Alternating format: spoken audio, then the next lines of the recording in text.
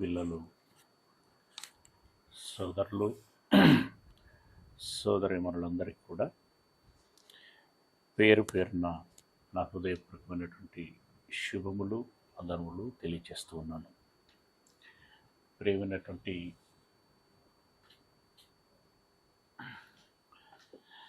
దేవుని వారలరా, గడిచిన దినమున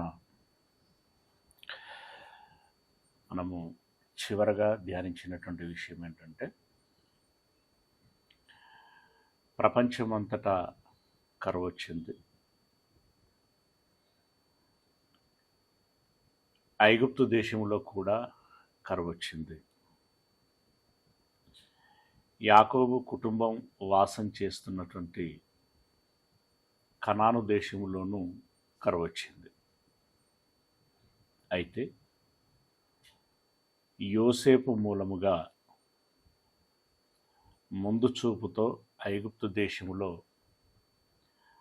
ఆహారాన్ని దాచిపెట్టుకోవటం జరిగింది. దినుసులని దాచిపెట్టడం జరిగింది. కరువు కాలంలో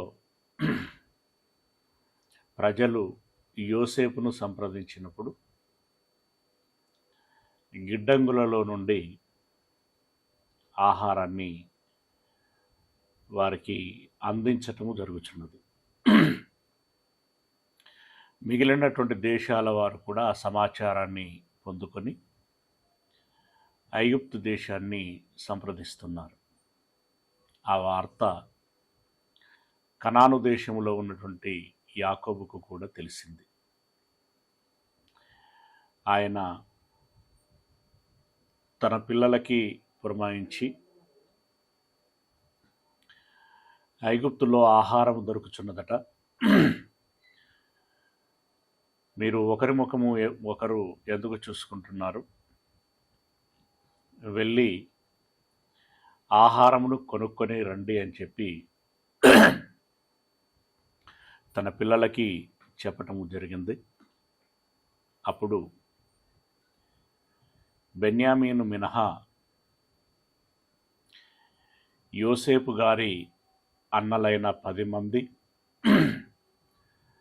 తగినటువంటి ధనమును తీసుకొని ఐగుప్తు దేశమునకు వెళ్ళటము జరిగింది.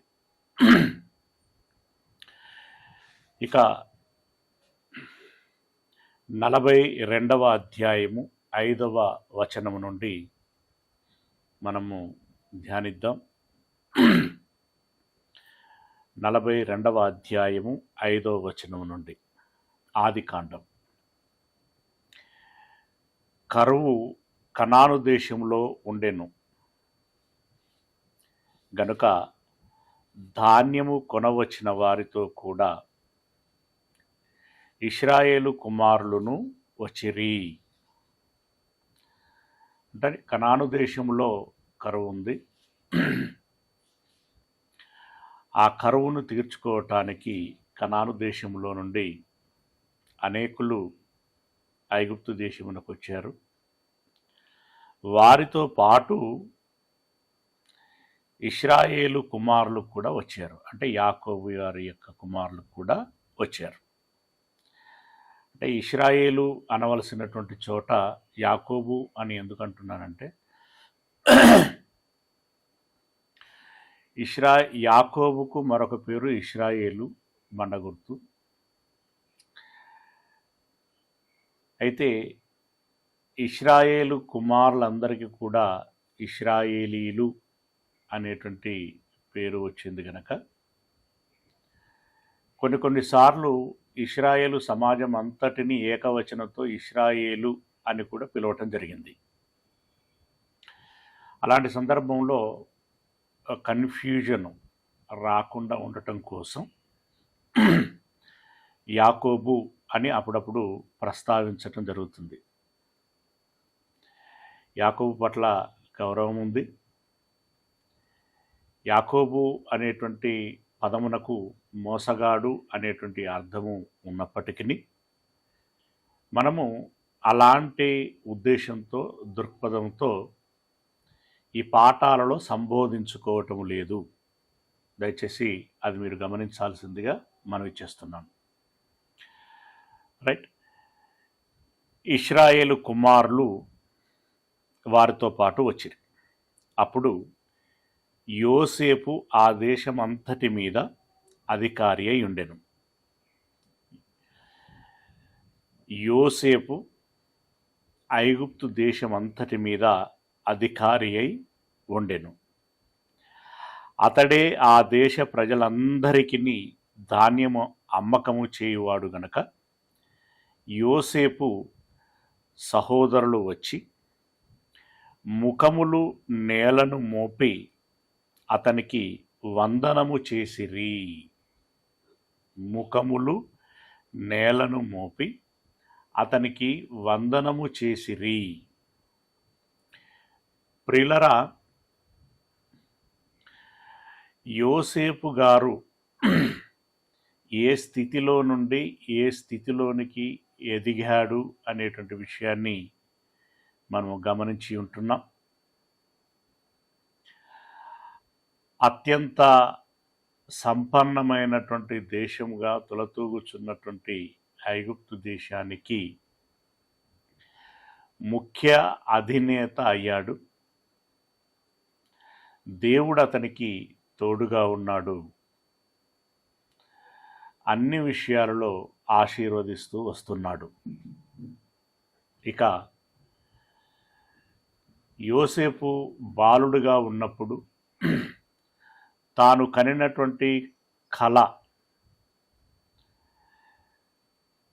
యోసేపు గారి వెన్నులు కట్టకట్టి నిలబెట్టినప్పుడు యోసేపు యొక్క సహోదరుల యొక్క వెన్నుల కట్టలు యోసేపు గారి వెన్నుల కట్టకి సాష్టాంగా పడ్డవి అనేటువంటి విషయాన్ని తెలియచేసినప్పుడు దాని అర్థము వారి అన్నలు యోసేపుకు సాష్టాంగ పడుచున్నారు, పడబోవుచున్నారు. వారి అన్నలు ఆ కళ యొక్క సారాంశమును గ్రహించి మేము నీకు సాష్టాంగపడతామా, ఎంత గర్వపు మాటలు నీవి అని చెప్పి వారు దబాయించటం జరిగింది, బెదిరించటం జరిగింది. అప్పటి నుండి అతని మీద కోపము పెంచుకోవటం జరిగింది. కోపంతో సరిపుచ్చుకోలేదు, వారు పగ కూడా పెంచుకున్నారు. ఆ పగ పెంచుకున్నటువంటి వారు చివరికి యోసేపును అమ్మేశారు, మనకు తెలిసిందే. కానీ ఇప్పుడు యోసేపు గారి యొక్క కళ ఏదైతే ఉండిందో ఆ కళను అనుసరించి ఇప్పుడు అన్నలు వారికి తెలియకుండానే వెళ్ళి, తమ్ముడని తెలియకుండానే వెళ్ళి యోసేపు గారికి తల వంచి వందనము చేస్తున్నారు. అంటే కళ నెరవేరుచున్నది, ఈ విధంగా నెరవేరింది. ఇక్కడ వందనములు అని అన్నాడు, కానీ ఇంకా రాబోయేటువంటి వచనాలలో వారు సాష్టాంగపడ్డారు అనేటువంటి విషయాన్ని మనం గమనిస్తుంటాం. సరే, ఆ దేశ ప్రజలందరికీ ధాన్యము అమ్మకము చేయువాడు గనుక యోసేపు సహోదరులు వచ్చి ముఖములు నేలను మోపి అతనికి వందనము చేసిరి. యోసేపు తన సహోదరులను చూచి వారిని గుర్తుపట్టి వారికి అన్యుని వలె కనబడి వారితో కఠినముగా మాటలాడి మీరెక్కడి నుండి వచ్చితిరని అడిగెను. యోసేపు గారు అన్నల చేత అమ్మబడినటువంటి వాడైనప్పటికీ అన్నలు అన్యాయముగా తనను అమ్మివేశారు అనేటువంటి విషయం ఎరిగినవాడై ఉన్నప్పటికీ, అది మనసులో ఉన్నప్పటికీ, ఆ బాధ, ఆ నొప్పి యోసేపు గారికి అవునన్నా కాదన్నా ఉంటుంది. కానీ అలాగని అన్నల పట్ల అతడు ద్వేషము పెంచుకోలేదు, పగ దరిదాపులోనికి రానిచ్చుకోలేదు. అన్నల విషయంలో పారదర్శకంగానే ఉన్నాడు. ఇంకో మాటలో చెప్పాలంటే అన్నల యొక్క అమాయకత్వాన్ని బట్టి జాలిపడ్డాడు, బాధపడ్డాడు. తెలియక చేశారు అని చెప్పి క్షమాగుణమును కలిగి ఉన్నాడు. అయితే అన్నలకు తెలిసి రావాలి. రెండవది, ఇక్కడ ఫరో గారి దృష్టిలో, ఐగుప్తీయుల యొక్క దృష్టిలో అన్నల విషయమై తాను తొందరపడి పక్షపాతము చూపిస్తున్నట్టుగా ఉండకూడదు. రెండవది, యోసేపు గారి యొక్క కుటుంబము యొక్క స్థితిగతులు, ఆ వాస్తవిక పరిస్థితులు, ఆ పూర్వాపరాలు ప్రస్తుతము ఏమై ఉన్నవి అనేటువంటి విషయాన్ని రాబట్టాలి అనేటువంటి దృష్టి యోసేపు గారికి ఉంది. అసలు ఎలా, ఏ విధంగా ఉంది నా కుటుంబం? అన్నలందరూ కలిసే ఉన్నారా? విడిపోయి ఉన్నారా? నా తండ్రి పరిస్థితి ఏంటి? తల్లుల పరిస్థితి ఏమిటి? తమ్ముడి పరిస్థితి ఏమిటి? వారిని గురించినటువంటి పూర్వాపరాలన్నీ తెలుసుకోవాలి అనేటువంటి దృష్టి కలిగి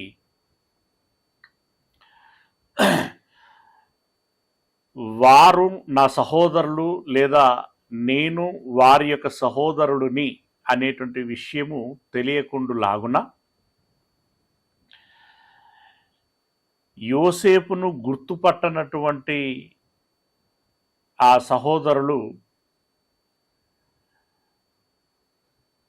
ఐగుప్తు దేశం యొక్క అధికారి, ప్రధాని అని భావిస్తున్నటువంటి వారి దృష్టికి అదే విధంగా అతడు ప్రవర్తిస్తున్నాడు. అంటే ఒక అధికారి వలనే ప్రవర్తిస్తున్నాడు. ప్రవర్తించి వారితో మాట్లాడుతున్నాడు. ప్రవర్తించి అన్నప్పుడు ఇక్కడ ఇందాక నేను చెప్పినట్టుగా ఒక విధంగా చెప్పాలంటే అఫ్కోర్స్ అతడు అధికారి, కానీ సహోదరుడు కూడా కదా. కానీ సహోదరుడు అనేటువంటి విషయం బయటపడకుండా లాగున జాగ్రత్త పడుతున్నాడు. అంటే ఒక అధికారి వలనే ట్రీట్ చేస్తున్నాడు అనమాట. అక్కడ చేస్తూ సహోదరులతో తాను మాట్లాడుచున్నాడు, కఠినముగా మాట్లాడుచున్నాడట. అంటే కఠినముగానంటే ఆ అధికారి యొక్క ఆ హుందాతనము ఏదైతే ఉంటుందో, మీరెవరయ్యా? ఎక్కడి నుండి వచ్చారు? నిజంగా ధాన్యం కొనడానికి వచ్చారా, లేదా ఇంకేదైనా మతలబు ఉందా? ఈ రకంగా కఠినముగా మాటలాడి మీరెక్కడి నుండి వచ్చితిరని అడిగాను. అందుకు వారు ఆహారము కొనుటకు కనాను దేశము నుండి వచ్చితిమి అనిరి. యోసేపు తన సహోదరులను గుర్తుపట్టెను, కానీ వారతన్ని గుర్తుపట్టలేదు. అది విషయం. యోసేపు వారిని గుర్తుపట్టాడు, కానీ సహోదరులు అతన్ని గుర్తుపట్టలేదు. ఒక విధంగా యోసేపుకు అది అనుకూలించేటువంటి విషయము. 9వ వచనం, యోసేపు వారిని గూర్చి తాను కనిన కలలు జ్ఞాపకము చేసుకొని, అంటే ఒకనాడు దేవుడు నాకు ఇచ్చినటువంటి కళ ఈరోజు ఈ విధంగా నెరవేరుచున్నది అని జ్ఞాపకం చేసుకున్నాడు. మీరు వేగులవారు, ఈ దేశం యొక్క గుట్టు తెలుసుకొన వచ్చితురని వారితో అనగా, సహోదరులు వేగులవారు కాదు, నిజంగా ధాన్యం కొనడానికి వచ్చినటువంటి వారు మాత్రమే. కానీ సహోదరుల యొక్క ఇందాక చెప్పినట్టుగా తన కుటుంబమును తనకు దగ్గరగా చేసుకునేటువంటి దానిలో భాగంగా అతడు ఆ విధంగా వారితో మాట్లాడి కొంచెం హడలించి భయపెట్టి మొత్తమునకు తన కుటుంబాన్ని తన దగ్గరికి తీసుకొచ్చుకునేటువంటి ప్రయత్నం చేస్తున్నాడు. మీరు ధాన్యం కొనడానికి రాలేదు, ధాన్యం కొనేటువంటి ముసుగులో ఈ దేశము యొక్క రహస్యాలన్నీ తెలుసుకోవటానికి మీరు వేగుల వారుగా వచ్చి ఉన్నారు, మీరు గూఢాచారులు అని అన్నాడు. అలా అన్నప్పుడు సహోదరులకి ఎక్కడ లేని భయం పట్టుకున్నది. మేము వేగుల వారమేంటి, మేము గూఢాచారులమేంటి, తెల్లారులేస్తే గొర్రెలను కాసుకునేటోళ్ళం మేము, ఏదో తినడానికి తిండి లేదని ఇక్కడ దొరుకుతుంది అనంటే కొనుక్కోవటానికి వచ్చినటువంటి వారము మేము, అన్యం పుణ్యం తెలియనటువంటి మమ్మల్ని పట్టుకొని వేగులవారంటారేంటి అని వారికి భయం కలిగి యోసేపుతో అంటున్నారు. వారు, లేదు ప్రభువా. ఎవరిని పట్టుకొని అంటున్నారండి? ఒక తమ్మునితో అంటున్నారు. ఏంట్రా, ఎట్లా కనబడుతున్నాం మీకు? మేము నీకు సాష్టాంగపడతామా? ఇంతంత లేవు, అంతంత మాటలు మాట్లాడుతున్నాం అని ఒకనాడు బెదిరించినటువంటి అన్నలే, కక్ష పెట్టుకున్నటువంటి అన్నలే, పగ పెట్టుకున్నటువంటి అన్నలే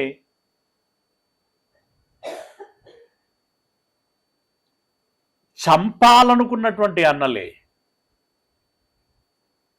అమ్మి వేసినటువంటి అన్నలే ఇప్పుడు నోటి నిండా ఏమని పలుకుచున్నారు అనంటే, ప్రభువా ప్రభువా. అంటే జీవితములో, చరిత్రలో దేవుడు ఎవరిని హెచ్చిస్తాడో తెలియదు, ఎవరిని తగ్గిస్తాడో తెలియదు, ఎవరి కాలగతులను ఎలా మారుస్తాడో తెలియదు. యోసేపుకు మాత్రము ముందే కలల రూపంలో తెలియచేశాడు. ఆ వార్త అన్నలు కూడా స్వీకరించి ఆ స్థితి నుండి మేము తప్పించుకొని మంచి స్థితిలోనికి రావాలంటే ఏం చేస్తే వస్తాము అని ఆలోచించవలసి ఉండే, దేవుని సన్నిధిలో విచారణ చేయవలసి ఉండే, దిద్దుబాటు ఏమైనా ఉన్నట్లయితే దిద్దుకునేది ఉండే. అలాంటి ప్రయత్నము ఆ కోణంలో ఎప్పుడూ చేయలేదు. బహుశా తండ్రి గారైనటువంటి ఇశ్రాయేలు కూడా అది వాళ్ళకు చెప్పినట్లుగా మనకు తెలియటం లేదు. కుమారుడు మాట్లాడినటువంటి మాటలను సూర్యుడు, చంద్రుడు, నక్షత్రాలన్నీ సాష్టాంగపడుచున్నవి అని చెప్పినప్పుడు, ఏంట్రా నీ తండ్రి నీ తల్లి కూడా సాష్టాంగపడతామా అని ఆ మాటలను మనసులో పెట్టుకున్నాడే కానీ, మరి నా కుమారులకి నాకు ఈ పరిస్థితి రాకుండా ఉండాలి అనంటే ఏం చెయ్యాలి అని దేవుణ్ణి అడిగేటువంటి ప్రయత్నం కానీ, పిల్లలకి చెప్పేటువంటి ప్రయత్నం కానీ ఇశ్రాయేలు చేసినట్టుగా మనకు తెలియటం లేదు. ఇక అక్కడ దేవుడికి మాత్రమే తెలిసినటువంటి విషయము, పరిమితమైనటువంటి విషయము. విధి రాత ఎలా రాయబడి ఉంటే అలా జరుగుతుంది అని మనుషులముగా మాట్లాడుకుంటూ ఉంటామో, ఇక్కడ యోసేపును గురించి దేవుడు ఏ విధంగా రాశాడో అదే జరుగుచున్నది. తన సహోదరులను గురించి ఏ విధంగా రాశాడో అదే జరుగుతున్నది. దేవుడు రాసిన రాత. ఎస్, ఆ గీత అంటాం, నొసటి మీద గీత అని అంటాం. సరే, భాష ఏదైనా కావచ్చు, కానీ భావం ఏదైతే ఉందో అదే జరుగుచున్నది. దేవుడు గీచినట్లుగా లేదా దేవుడు రాసినట్లుగా. ఇప్పుడు ఇక్కడ అలా జరిగిపోవచ్చున్నది. మీరు వేగులవారు అన్నప్పుడు, ప్రభువా మేము వేగులవారము కాము అని చెప్పి వారు వివరణ ఇచ్చుకుంటున్నారు. నీ దాసులమైన మేము ఆహారము కొనుటకే వచ్చితిమి, మేమందరము ఒక్క మనుష్యుని కుమారులము. అంటే మీరు వేగులవారు అనగానే ఆ రోజుల్లో ఒక దేశాధినేత వేగులవారు అని ముద్ర వేస్తే ఆ వేగుల వారిని ఏ రకంగా విచారిస్తారో, అలాంటి వారికి ఎలాంటి శిక్ష విధిస్తారో, ఆ శిక్ష పడినటువంటి వారి యొక్క పరిస్థితి ఎంత భయంకరంగా ఉంటుందో సహోదరులకి తెలుసు కనుక వారు చాలా భయపడిపోయారు. ఆ భయములో భాగంగా యోసేపు గారు అడగక మునిపే అన్ని వివరాలు, వాళ్ళను గురించినటువంటి వివరాలన్నీ గడగడ చెప్పేస్తున్నారు. అడగని విషయాలు కూడా చెప్పేస్తున్నారు వాళ్ళు.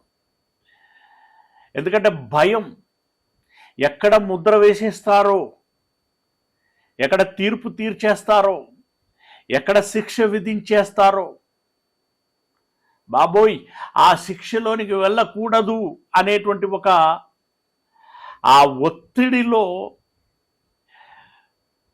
మేము పారదర్శకంగా వారికి కనబడాలి అనేటువంటి ఒక ఆలోచనతో ఉన్నది ఉన్నట్టుగా చెప్పుకుందాము అనేటువంటి దృక్పథంలోనికి వచ్చి ఆ పూర్వోత్తరాలన్నీ కూడా, కుటుంబ నేపథ్యం అంతా కూడా తెలియచేస్తున్నారు. మీరు వేగులవారు కదా అని అన్నటువంటి మాట మాత్రమే యోసేపు గారు మాట్లాడారు. మిగిలినటువంటి విషయాలన్నీ వాళ్ళు చెప్పేస్తున్నారు. ఆహారము కొనుటకే వచ్చితిమి, మేమందరము ఒక్క మనుష్యుని కుమారులము, మేము యథార్థవంతులమే గాని నీ దాసులమైన మేము పెద్ద పెద్ద మాటలు మాట్లాడేస్తున్నారండి. అఫ్కోర్స్ యోసేపు ఆ స్థానంలో ఉన్నాడు. వీరు అనదగినటువంటి వారే, కానీ ఒకటి అంటున్నది ఎవరినయ్యా అంటే తమ్ముణ్ణి ఉద్దేశించి. అన్నలు తమ్మునితో మాట్లాడుతూ ప్రభువా అనేటువంటి మాట కుటుంబాన్ని బట్టి చూసుకుంటే అది బాధాకరమైనటువంటి విషయం. కానీ ప్రోటోకాల్ను బట్టి, సహజ పౌరసత్వపు ప్రోటోకాల్ను బట్టి ఆలోచిస్తే అనుటకు యోగ్యత కలిగినటువంటి వాడు యోసేపు. ఓకే, అలా ఒక విచిత్రమైనటువంటి పరిస్థితి చోటు చేసుకున్నది. ఒక విచిత్రమైనటువంటి పరిస్థితి. దావీదు గారు రాజు అయినప్పుడు దావీదు గారి యొక్క అన్నలు దావీదు గారిని రాజుల వారు, ప్రభువుల వారు, మీ దాసులమైనటువంటి మేము అని చెప్పి సంబోధించాల్సినటువంటి పరిస్థితులు వస్తాయి. కాకపోతే కొన్నిసార్లు ఏంటంటే ఆ మ్యూచువల్ అండర్స్టాండింగ్ తోటి తమ్ముడు అడ్వాన్స్గా అన్నలు తనని ప్రభువా అని అనేంత పరిస్థితి రాకమునిపే ముందే స్పందించటం అనేటువంటి జరుగుతూ ఉంటుంది, ఎంతైనా అన్నలు కదా అని. కానీ ఇక్కడ ఇంకా యోసేపు తనను తాను బయట పెట్టుకోవడానికి సిద్ధంగా లేడు కాబట్టి వారు ఇలా ప్రభువా అని, నీ దాసులమైన మేము అని మాట్లాడుచూ ఉన్నారు. నీ దాసులమైన మేము వేగుల వారము కామని అతనితో చెప్పిరి. అయితే అతడు లేదు లేదు, మీరు చెప్పే మాటలు నేను ఎట్లా నమ్ముతాను? నేను నమ్మను. ఎవరైనా వేగులవారు, ఎవరైనా మేము వేగులవారం అని చెప్పుకుంటారా? దొంగలు మేము దొంగలమని చెప్పుకుంటారా? లేదు, ఈ దేశము గుట్టు తెలుసుకున్నటకై వచ్చితిరని వారితో అనెను. యోసేపు గారు ఆ మాట అంటున్నప్పుడు వారి గుండె దడ పెరిగి ఉంటుంది. వారు వణికిపోయారు. అందులో భాగంగా వారు మాట్లాడుచున్నటువంటి మాట, అందుకు వారు నీ దాసులమైన మేము 12 మంది సహోదరులము, మేము వేగుల వారము కాము అని నిరూపించుకోవటానికి వాళ్ళు చేస్తున్నటువంటి ప్రయత్నం అది. మేమెవరమయ్యానంటే అని చెప్పి వారి యొక్క పూర్వోత్తరములను తెలియచేస్తున్నారు. 12 మంది సహోదరులము, కనాను దేశములో ఉన్న ఒక్క మనుష్యుని కుమారులము. ఇదిగో కనిష్ఠుడు నేడు మా తండ్రి యొద్ద ఉన్నాడు, ఒకడు లేడు. ఆయన ఎవరు? ఆ ఒకడెవరు? యోసేపే. ఒకడు లేడు అని ఉత్తరం ఇచ్చిరి. అంటే ఇక్కడ మాత్రం ఉన్నది ఉన్నట్టే చెప్పారండి. వారి దృష్టిలో యోసేపును వాళ్ళు అమ్మేశారు, కానీ అతడు ఎక్కడున్నాడు, ఏమై ఉన్నాడు, బ్రతికున్నాడా, చనిపోయాడా, ఆయన పరిస్థితి ఏంటి అనేటువంటిది వాళ్ళకు తెలియదు. కాబట్టి ఒకడు లేడు అనేటువంటి మాటతో సరిపుచ్చారు. చిన్నవాడైనటువంటి బెన్యామీను తండ్రితో ఉన్నాడు, మిగిలిన 10 మందిమైనటువంటి మేము ఇక్కడికి వచ్చాము అని ఉత్తరం ఇచ్చిరి. అయితే యోసేపు లేదు లేదు లేదు, మీరు వేగుల వారని నేను మీతో చెప్పిన మాట నిజమే. అమ్మా, 12 మంది అన్నదమ్ములం అంటున్నారు, ఒకడేమో లేడు అని అంటున్నారు, ఒకడేమో తండ్రి దగ్గర ఉన్నాడు అంటున్నారు, 10 మంది మేము వచ్చాము అని అంటున్నారు. మీ మాటలు రకరకాలుగా ఉన్నాయి. నేను వేగుల వారని మిమ్మల్ని గురించి అన్నటువంటి మాట నిజమే అని మీ మాటలే చెబుతున్నాయి అని అన్నాడు. అనగానే ఇంకా భయపడిపోయారు వాళ్ళు. అంటే మా మాటల్లో ఇంకా లేనిపోని క్లూలన్నీ అతనికి ఇచ్చేస్తున్నామా అనేటువంటి భయం వాళ్ళకు వేసింది. దీని వలన మీ నిజము తెలియబడును, ఫరో జీవము తోడు మీ తమ్ముడు ఇక్కడికి వచ్చితేనే గాని మీరిక్కడి నుండి వెళ్ళకూడదు. ఇంకో తమ్ముడు తండ్రి యొద్ద ఉన్నాడు అని అంటున్నారు కదా, ఆ తమ్ముణ్ణి తీసుకొచ్చి నాకు కనపరిస్తేనే కానీ మీరు వేగుల వారు కాదు అనేటువంటి విషయము నేను నమ్ముతాను. అంటే అసలు తమ్ముడికి వేగుల వారికి సంబంధము, ఆ విషయానికి సంబంధమే లేదు యాక్చువల్గా.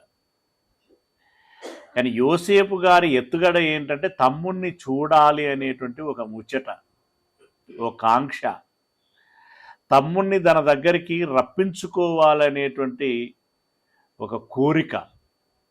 అందులో భాగంగా లేదు లేదు లేదు లేదు, మీరు అబ్బో మీ మాటలు రకరకాలుగా ఉన్నాయి, మీ తమ్ముడు ఉన్నారంటున్నారు కదా, ఉన్నాడో లేదో నిజంగా ఇప్పుడు తేలాలంటే మీరు మీ తమ్ముడిని తీసుకొచ్చి నాకు చూపించాలి. అతన్ని తీసుకొస్తేనే గాని మీరిక్కడ నుండి వెళ్ళకూడదు. మీ తమ్ముణ్ణి తీసుకొని వచ్చుటకు మీలో ఒకని పంపుడి, అయితే మీరు బంధింపబడి ఉందురు. అంటే మీరు 10 మంది వచ్చారు కదా, మీలో ఒకరిని పంపించి మీ తమ్ముణ్ణి తీసుకురండి. అప్పటిదాకా మిగిలిన 9 మంది చెరసాలలో బంధింపబడి ఉంటారు అని అన్నాడు. అట్లు మీలో సత్యము ఉన్నదో లేదో మీ మాటలు శోధింపబడును. లేని ఎడల ఫరో జీవముతోడు మీరు వేగులవారని చెప్పి వారిని 3 దినములు చెరసాలలో వేయించాను.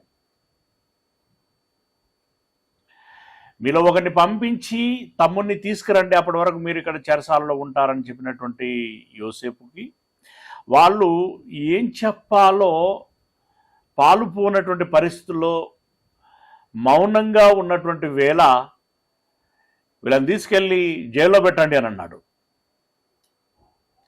వాళ్ళని తీసుకెళ్ళి ఆ సిబ్బంది జైల్లో పెట్టేశారు.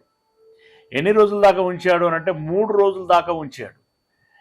ఇప్పుడు ఎట్టి కోశాన యోసేపు తమ తమ్ముడు అని గుర్తించడానికి వాళ్ళకి అవకాశమే లేదు.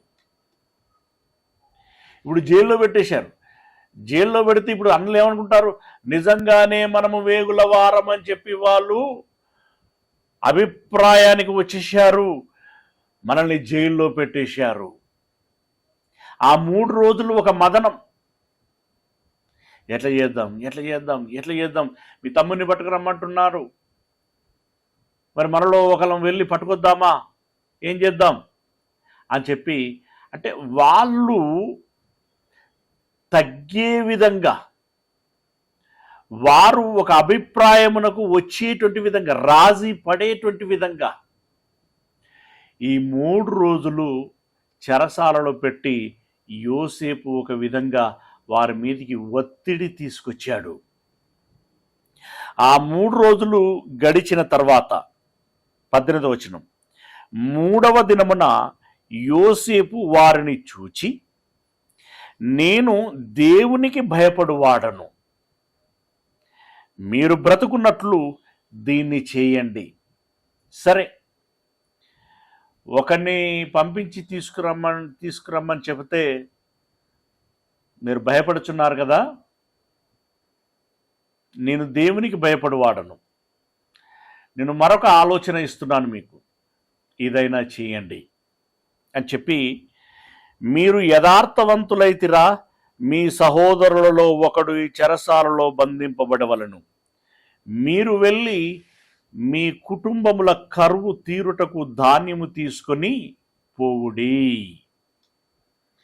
అంటే అయ్యో, నా అన్నలందరూ ఇక్కడే ఉన్నారు, నా తండ్రి ఎలాగున్నాడో, నా తమ్ముడు ఎలాగున్నాడో, వాళ్ళందరూ ఆకలితో అలమటిస్తున్నారు కావచ్చు, పిల్లా పాపలు వాళ్ళందరూ కూడా అని చెప్పి యోసేపు గారికి తన కుటుంబం పట్ల జాలి కలిగింది. అయితే ఆ విషయం బయటికి చెప్పకుండా ఏమంటున్నాడంటే, నేను దేవుని యందు భయము కలిగినటువంటి వాడను గనక ఇంకో పని చేయండి.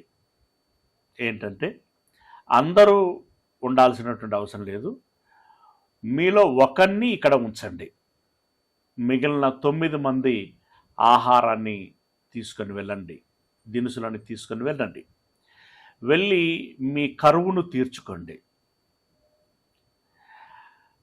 వెళ్ళి ఆహారమును మీ ఇళ్ళలో పెట్టి మీ తమ్ముణ్ణి తీసుకొని వచ్చి నాకు చూపించి కనపరిచి, ఇక్కడ ఎవరినైతే ఉంచిపోతారో అతన్ని మీరు తీసుకెళ్ళండి.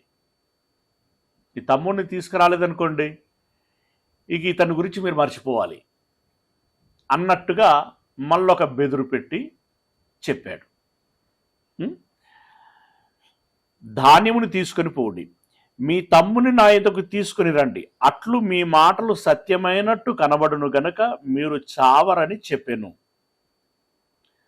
మీరు తమ్ముణ్ణి తీసుకొస్తే మీరు అబద్ధం ఆడటం లేదని నాకు అర్థమవుతుంది, మీరు మంచివారే, వేగులవారు కాదు అనేటువంటి విషయము అర్థమవుతుంది అని వాళ్ళకు చెబితే వారు ఆ మాటకు సమ్మతించారు. వారు అట్లు చేసిరి. 21వ వచనం. అప్పుడు వారు, నిశ్చయముగా మన సహోదరుని ఎడల మనము చేసిన అపరాధమునకు శిక్ష పొందుచున్నాము. అంటే ఇప్పుడు వాళ్ళ యొక్క కీళ్ళు కదిలాయి,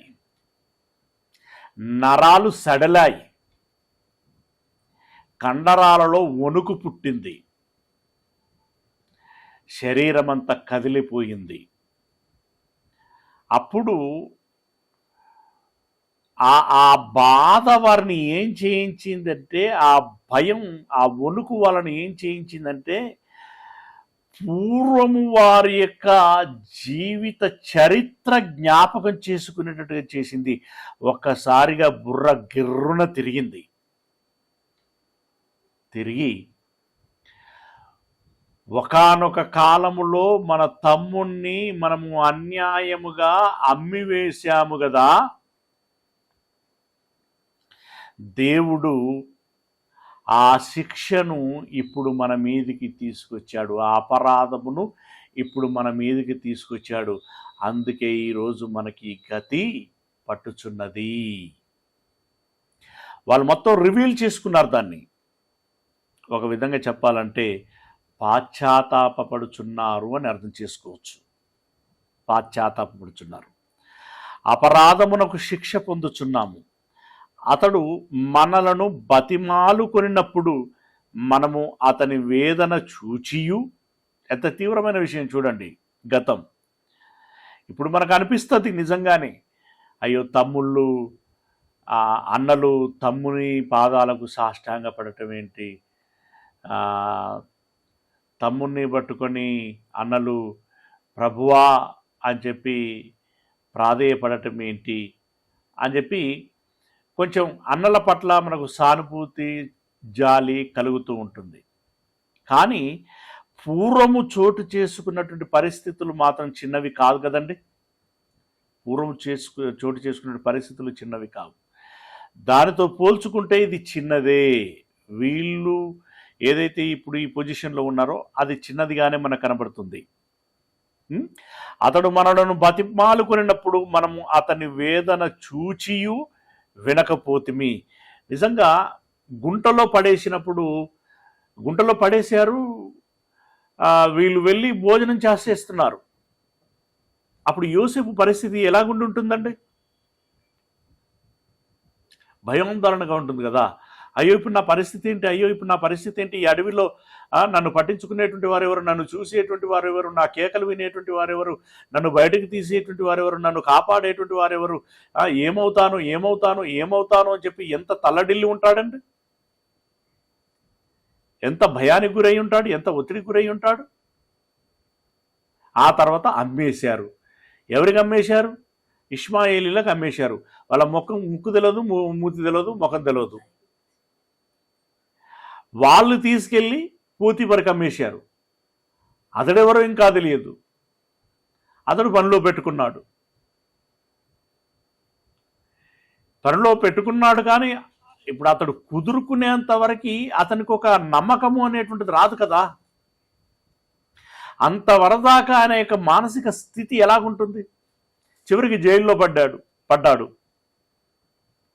అప్పటికి ఆయన పరిస్థితి ఎలా ఉంటుంది? ఫరో తనకు అధికారము ఇచ్చిన తర్వాత తనకు ఒక నమ్మకం కుదిరింది. అందరు బట్టి తనకు పుట్టినటువంటి కుమారులకి ఒక పేరు పెట్టుకున్నాడు, ఒక అర్థంతో. దేవుడు నా బాధలని మరిచిపోలాగున చేశాడు అని చెప్పి మనష్యాన్ని పెట్టుకున్నాడు. దేవుడు నన్ను అభివృద్ధి చేస్తున్నాడు అని చెప్పి మరో కుమారునికి ఎఫ్రాయిం అని పేరు పెట్టుకున్నాడు. కానీ అంతకు ముందు దాకా తన పరిస్థితి ఏమిటి? ప్రియులారా, బాలుడిగా ఉన్న నాట నుండి 30వ ఏట వరకు అత్యంత భయంకరమైనటువంటి పరిస్థితిని అతడు చవి చూశాడు. అయితే ఈ విషయం అంతా కూడా వీళ్ళు జ్ఞాపకం చేసుకొని పాశ్చాత్తాపడుతున్నారు. ఇది మంచిదే, ఈ పాశ్చాత్తాపడటం అనేటువంటిది మంచిదే. మనం అతని వేదన చూచియు వినకపోతిమి, అందువలన ఈ వేదన మనకు వచ్చెనని. అతని వేదన, యోసేపు యొక్క తమ్ముడైన యోసేపు యొక్క వేదన చూచియు వినకపోతిమి, అందువలన ఈ వేదన మనకు వచ్చెనని ఒకరితో ఒకడు మాటలాడుకొనిరి. అంటే కర్మఫలము అని అంటాం కదా. మనం చేసిన కర్మ యొక్క ఫలం ఇప్పుడు మనం అనుభవిస్తున్నాము అని చెప్పి మాట్లాడుకున్నారు. పోయిన జన్మలో కర్మఫలం ఈ జన్మలో అనుభవిస్తున్నాము అనేటువంటిది అది రుజువు లేనటువంటి మాట. ఇక్కడ ఇది మాత్రం, ఇలాంటివి మాత్రం రుజువు కలిగినటువంటి మాటలు. మరియు రూబేను, ఈ చిన్నవాని ఎడల పాపము చేయకూడని నేను మీతో చెప్పలేదా? రూబేను యోసేపును కాపాడటానికి ప్రయత్నం చేశాడు, మనకు తెలిసిందే. ఆ మాటనే ఇక్కడ జ్ఞాపకం చేస్తున్నాడు. పాపము చేయకూడని నేను మీతో చెప్పలేదా? అయినను మీరు వినరైతిరి గనుక అతని రక్తాపరాధము మన మీద మోపబడుచున్నదని వారికి ఉత్తరం ఇచ్చను. నేను ఎంత చెప్పినా వినకపోతిరి, ఇప్పుడు అనుభవిస్తున్నాం అని చెప్పి వాళ్ళలో వాళ్ళు మాట్లాడుకుంటున్నారు. అయితే వాళ్ళు హెబ్రూ భాషలో మాట్లాడుకుంటున్నారు. హెబ్రీలు గనక హెబ్రూ భాషలో మాట్లాడుకుంటున్నారు. అయితే ఐగుప్తీయులు వారి భాషలో వారు మాట్లాడుకుంటారు. అయితే వీళ్ళు ఏమనుకుంటున్నారంటే యోసేపు ఐగుప్తీయుడు అని అనుకుంటున్నారు. వాళ్ళు ఆయనకు హెబ్రూ భాష రాదు అని అనుకుంటున్నారు. అనుకొని వీళ్ళు ఆ హెబ్రూ భాషలో మాట్లాడుకుంటున్నారు. కానీ యోసేపుకి మరి స్వతహాగా అతడు హెబ్రీయుడు కనుక హెబ్రూ భాష వస్తుంది, అతనికి హెబ్రూ భాష వస్తుంది, అలాగే ఈజిప్టు భాష కూడా వస్తుంది.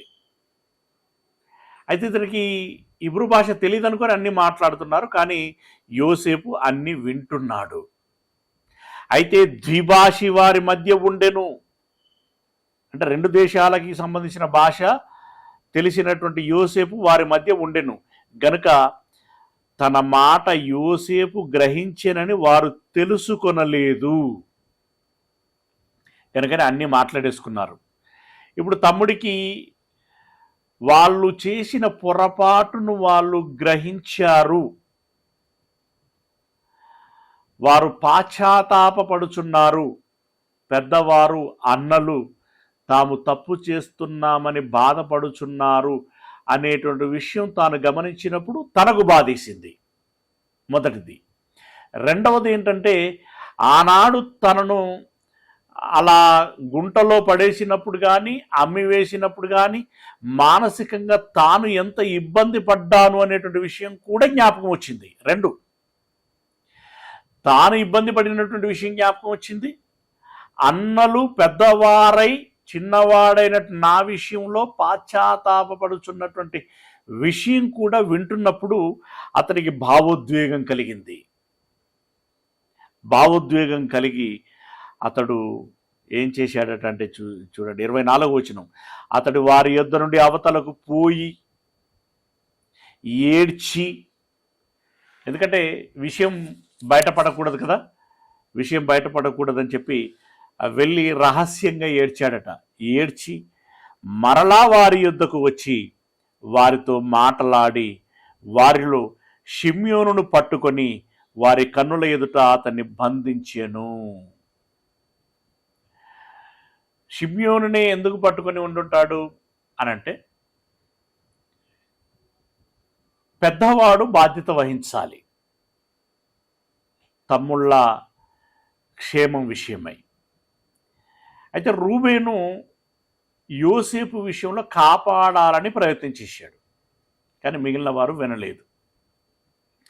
ఆ మిగిలినటువంటి వారిలో బాధ్యత ఎవరిది అంటే షిమ్యోనిది. రూబేను తర్వాత బాధ్యత ఎవరిది అంటే షిమ్యోను, రెండవ వాడు కదా. ఇప్పుడు ఏం చేశాడంటే షిమ్యోనుని చెరసాలలో వేశాడు. ఇక మిగిలిన 9 మందిని మీరెళ్ళి ధాన్యమును ఇచ్చి తమ్ముడైనటువంటి చిన్నవాడిని తీసుకురండి అని చెప్పి వాళ్లకు చెప్పాడు. వారి కనుల ఎదుట అతన్ని బంధించెను. మరి యోసేపు వారి గోనెలను ధాన్యముతో నింపుటకును ఎవరి రూకలు వారి గోనెలో తిరిగి ఉంచుటకును ప్రయాణము కొరకు భోజన పదార్థములు వారికి ఇచ్చుటకును ఆజ్ఞ ఇచ్చెను. అతడు వారి ఎడల ఇట్లు జరిగించెను. మామూలుగానైతే ఇతర దేశాల నుండి వస్తున్నటువంటి వాళ్ళందరి యొద్ద ఆ రూకలు లేదంటే డబ్బులు ధనమును తీసుకొని దానికి తగిన వెలతో ధాన్యమును ఇవ్వటం జరుగుతున్నది. కానీ ఇప్పుడు వచ్చింది స్వతహాగా తన సహోదరులు గనుక ఇప్పుడు వాళ్ళ సంచులలో ధాన్యమును నింపాడు, వాటికి డబ్బులు తీసుకోవట్లేదు.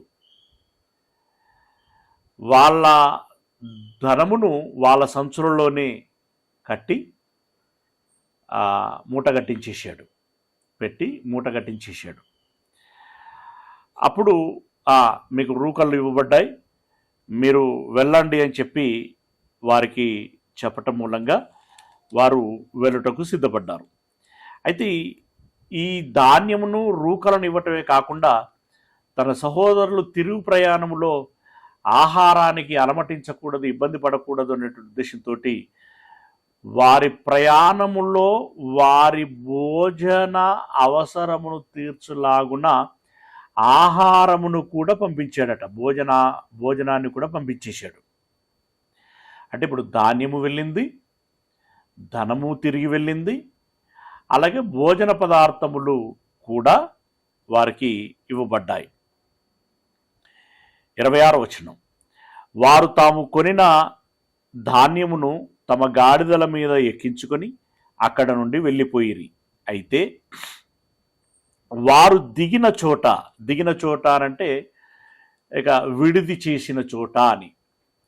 ప్రయాణం చేయగా ఎక్కడో ఒక దగ్గర అలసట వస్తుంది కదా, ఆ అలసట వచ్చిన చోట ఆగారు.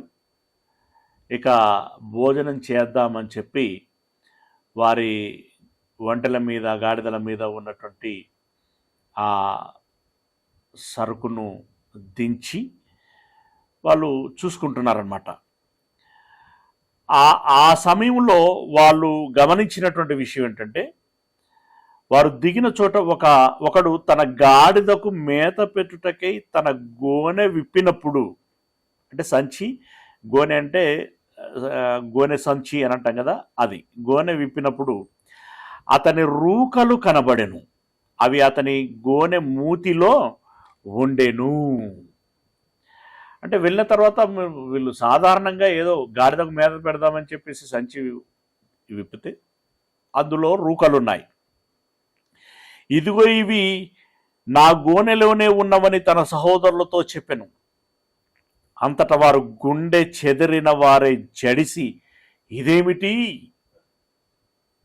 ఆల్రెడీ మనల్ని వేగులవారని అనుమానిస్తున్నారు, ఇప్పుడు మనం ధనమును ఇచ్చి వెలకట్టి ధాన్యమును కొనుక్కొచ్చుకోవాలని చెప్పేసి మనం వెళ్ళాం. ఇప్పుడు ధాన్యం తెచ్చుకున్నాం, కానీ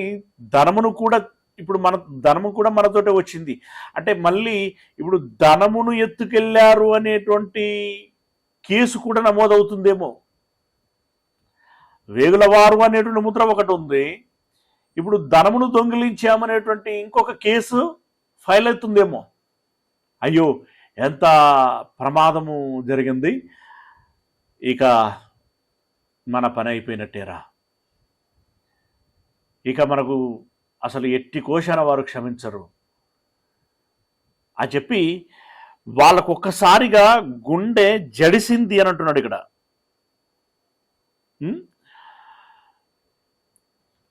ఇదిగో ఇవి నా గోనెలో ఉన్నవని చెప్పినప్పుడు వారు గుండె చెదిరిన వారై జడిసి, ఇదేమిటి, దేవుడు మనకిట్లు చేశానని ఒకరితో ఒకడు చెప్పుకొనిరి.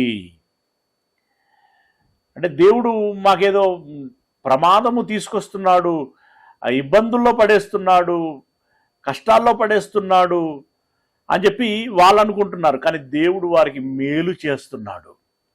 కొన్నిసార్లు ఇలా పొరపాటు పడుతూ ఉంటాం. దేవుడు మేలు చేస్తూ ఉన్నాడు. అయితే వాళ్ళు ఏమనుకుంటున్నారంటే దేవుడు మాకు కీడు చేస్తున్నాడు అని చెప్పి అనుకుంటున్నారు. ఇప్పుడు వాళ్ళకి జరిగిన ఇక్కడ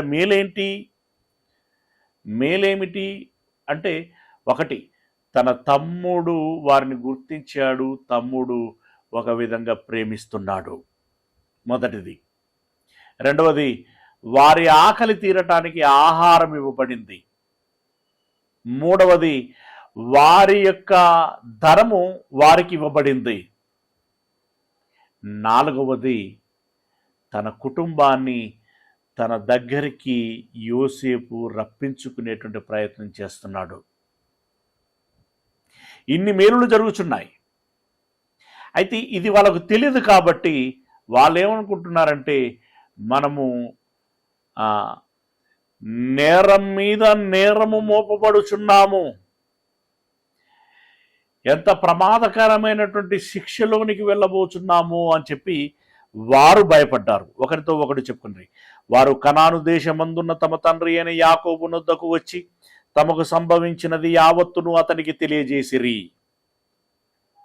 ఇప్పుడు ఇందాక మనం చదువుకున్నదంతా యాకోబునకి తెలియచేశారు. ఎట్లనగా, ఆ దేశమునకు ప్రభు అయిన వాడు మాతో కఠినముగా మాటలాడి, ఇది ఎంత విచిత్రంగా అనిపిస్తున్నా చూడండి. ఆశ్చర్యంగా లేదు. ఎవరి స్థితిగతులు ఎవరి చేతిలో ఉంటాయి, అవి ఎలా మార్చబడతాయి అనేటువంటి దానికి ఇలాంటివి రుజువు.